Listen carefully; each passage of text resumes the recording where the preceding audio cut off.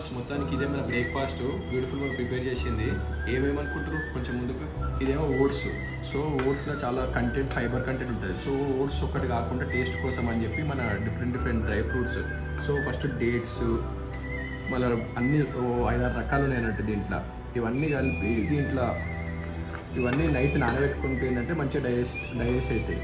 ఇక మనకి ఇంకోటి ఏంటంటే మనకి జిమ్ చేసేటప్పుడు ఇంకా వెయిట్ లాస్ అయ్యేటప్పటికి మనకి ఇది కావాలన్నట్టు. మెయిన్ ఏంటి ఫైబర్ చియా సీడ్స్లో చాలా ఫైబర్ ఉంటుంది అనమాట.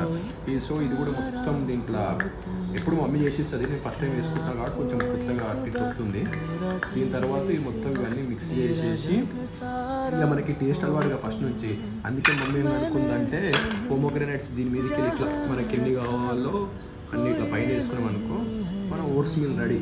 ఇది తిన్నాం అనుకో అసలు మధ్యాహ్నం వరకు ఆకలే కాదు. సో మన ప్రోటీన్ గురించి 4 eggs. ఈరోజు అదే జర కలర్ తేడా ఉన్నాయి, కొత్త ఎగ్స్. ఇక మన డ్రాగన్ ఫ్రూట్